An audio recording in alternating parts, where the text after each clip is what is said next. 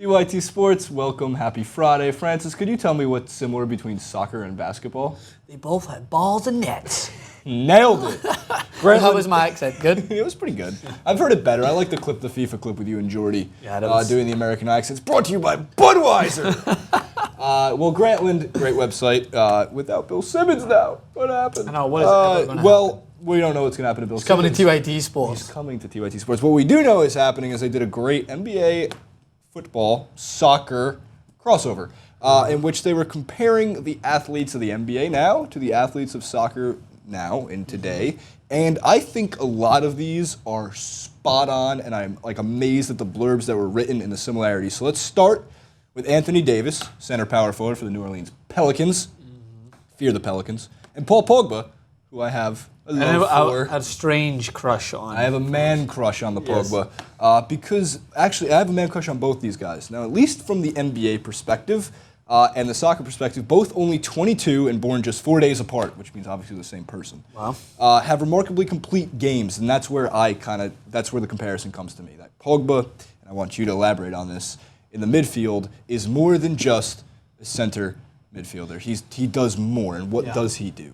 Well, one thing that I like to make the comparison for both of these guys already is that they don't shy from the big stage anymore. But like we've seen Anthony Davis before in his collegiate years, and now coming into the NBA performing better than ever before. And people, there's always that question when you come from college into the NBA whether you're going to be able to keep that standard up. He has.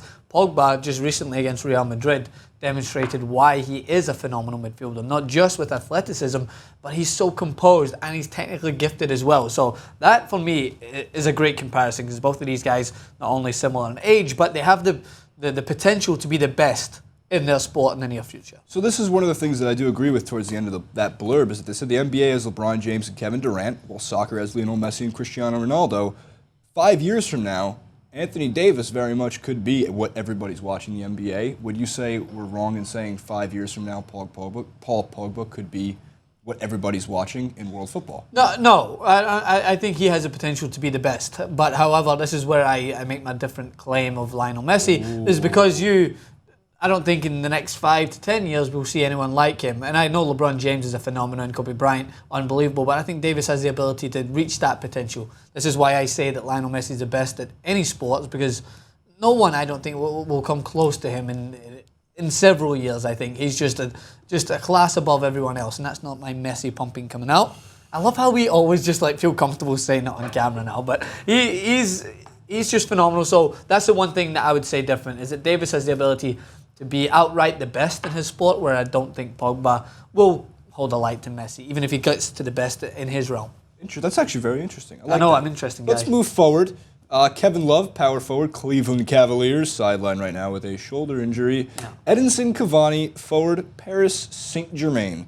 Francis, great scorers who once put up numbers as the focal point of a not great team. Check. Yep. Big money moves to a super club to become part of a group of stars. Check. Check. Soon discovered that deferring to a superstar hurt their production. Check. Right, so obviously there's similarities, at least in terms of from where they came from to where they've gone. Yeah. And I know Edinson Cavani in the Champions League kind of failed to really come through when PSG needed them, especially without Zlatan. Yeah. I've watched the Cavs a lot now in playoffs, and when you're seeing guys like LeBron James, who is like the Zlatan Ibrahimovic of PSG, taking control, taking the ball, and taking all the responsibility and trying to do something with it. Zlatan, I don't think, is in the same realm as what LeBron is at the moment. I love Zlatan, but everyone just heaps far too much praise on him because he's a cool guy. He has the Balotelli effect. Here's the problem: like if Zlatan's watching our clips, and I hope you are, Mr. Zlatan.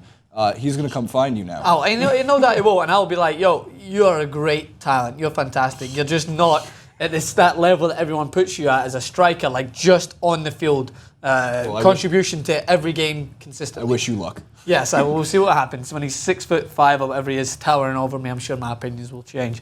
But he's the only man with a man bun who I wouldn't be like, no, you can't have that. Would you try and cut his man bun off like those people were doing? No chance. Have to reach up to get it. Yeah, that man bun is probably like a gold dust in or something like that. I don't know what goes into his man bun. But the thing about Kevin Love is I want to know, this is my point I was trying to get to, if LeBron James was out, would he be able to carry the team?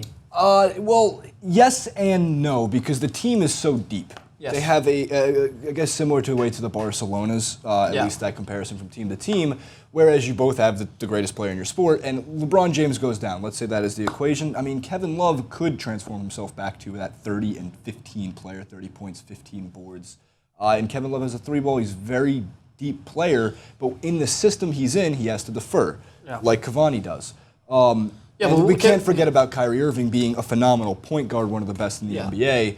Well, 2 seasons do I think Love could carry the Cavs to a championship? No. Do I think the Cavs can still get there without LeBron?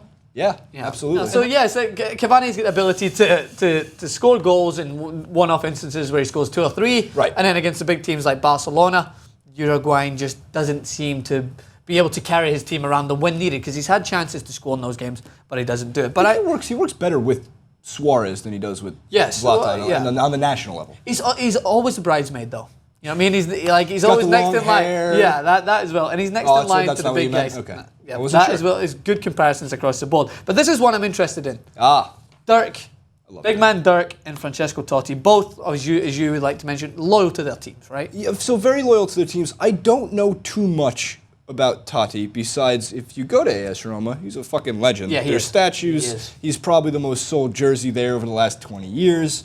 The one thing that I did notice with Totti? Francesco Totti. That is similar to Dirk is their loyalty to their clubs. Both these guys have probably, I know Dirk for a fact, has taken pay cuts to try to win another championship. And they both still have old man moves. 36, 37, 38 years old. They're not to be taken as a joke. They're highly respected individuals. They don't seem to really be getting into trouble off the pitch, off the court. I'm not sure if Totti can pull a one-legged fadeaway, or if Dirk, maybe he can do some left-booted striking on the pitch. But in terms of this comparison, I don't think this is as similar to Davis Pogba, but I do still think it's a good comparison. It's like, so they both play with such grace, I think. Like, Totti is so graceful when you watch him. He's majestic. He's really handsome, so it just makes it really annoying because he's got everything. However, look, just prepare yourself. This is more Francis Maxwell NBA stats coming out. Like, when Dirk Nowitzki won the championship against the Heat, right? He was so unbelievably good in that game that he transcended a team that wasn't expected technically to win that championship. But Totti has never really done that for Roma. Like, they have had success in Serie A, but they've never really won a Champions League under his guidance. Whereas I think a good comparison between Dirk would be with Steven Gerrard. Although he hasn't won a Premier League with Liverpool, he's won a Champions League, and he basically won it on his own. Wow, so that is a great comparison to make, Stevie Gerrard. Both these guys at least have the wherewithal to carry the team. Yes. What Dirk did in 2011, the playoffs that you're referencing, it wasn't just against the Heat. What he did throughout that entire playoffs, I claim, will never happen again. Yeah. It was special. It was the only way Dallas could have won. But every shot fell. It looked so good. Rick Carlisle, head coach, was running a great system. It was a story that you loved and wanted to love. And I thought this year going in, the Dallas Mavericks had a chance to win. And then you kind of realize as you get to the time of the playoffs that what happened in 2011, probably the same as what happened with Stevie Gerrard. Won't and it's again. Very similar, because you always like someone to spoil the party, right? Because the big three are have came to Miami. You're thinking they're going to win it straight off the bat. You're like, all right, this is it. Now they're going to turn into a dynasty, and you've got this team who turns up with one man at the forefront of their attack, just completely changing it. Like AC Milan, they were 3-0 up against Liverpool in the first half.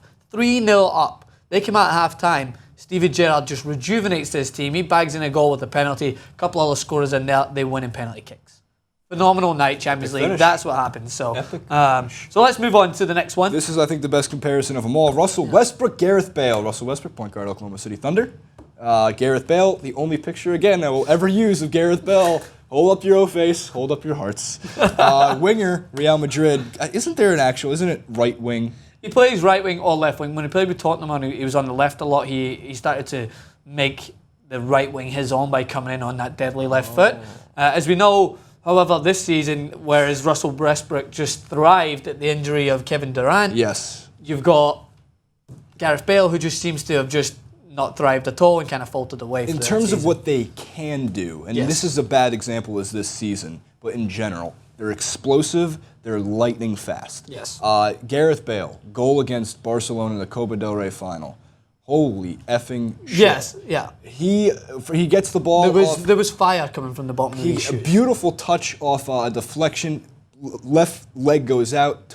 One touch past. He's at the midfield line. One more touch. He goes he's at on the goal. track. He goes on the track, like right from the side. Ridiculous. So fast. And it's unfortunate because, again, Gareth Bale obviously is not happy in Real Madrid and wants to leave. Ronaldo doesn't get on with them. Doesn't share his toys. Not dissimilar to how Russell Westbrook, not that he wants to leave Oklahoma City, but he's kind of got the same mentality going like, it's all on me. Everybody needs me to do everything. One that I'm being so excited to talk about is Steph, Chef Curry, and Thomas Muller. Because they both look somewhat unauthentic on the court and on the field. Thomas Muller is the most gangly soccer player you've ever seen in your life, football player. If I was playing against Thomas Muller, I'd be like, all right, this guy's gonna trip over the ball, and sometimes he does, but he's so, yeah, I'm not joking, like sometimes he makes the most absurd moves for a player, but he's deadly in the box, he's got unbelievable technique, and the best thing about him, he anticipates everything. He's one of the smartest footballers you will ever play against. He anticipates where the ball's gonna be, and I've got the utmost respect for a guy that is only 25, he's already scored an abundance of goals in every stage, Champions League finals,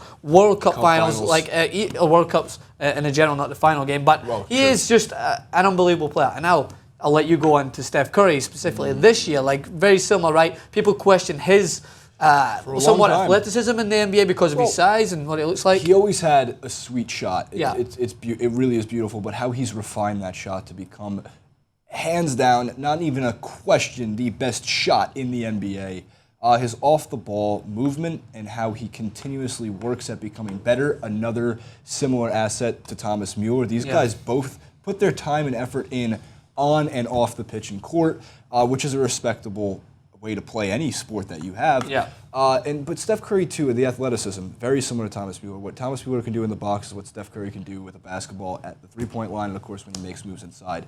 It always leaves you going, how is somebody of this size and stature, who isn't blessed with LeBron's physical stature or blessed with Ronaldo's size and legs, how do they do this? And it's God-given ability, and it truly is the most enjoyable thing to watch. Thomas Muller, also far and away one of the most fun players to play with in FIFA. Yeah, he's fun to play. I was going to say, I thought you were going to take it the other direction, which I think Chef Curry is as well. Is like but Thomas Muller's a really, really fun guy. Like have you ever seen the video of him when he's making fun of Ronaldo dribbling? Yes. It's hilarious. Like he's just a great character. And then you've got the video of Steph, Chef Curry like playing along with the song that came out with him and his missus in the kitchen. Like they're good characters to watch. They're good characters to follow because they encompass what it means to be a prized athlete, right? You see Steph Curry in his MVP speech and you're like, you know what? That guy deserves it. Like, it means every word. You see Muller when he comes off against Barcelona, he is furious because his team's not gone far. Like, and he just lives and breathes the game. That's why both of them are a great comparison. Well, there you have it. Those are the comparisons between the NBA and the world of football. Leave your comparisons in the comment section below. If you think there's more that we missed out on, please comment and we'll do another clip if we can. What else? Take us off. Take us home. I don't know, man. Like, subscribe or something like that. I'm going to draw it around you. Right there. You can click subscribe, here, click that. Maybe here. Right there. Boom. Subscribe to TOTTI.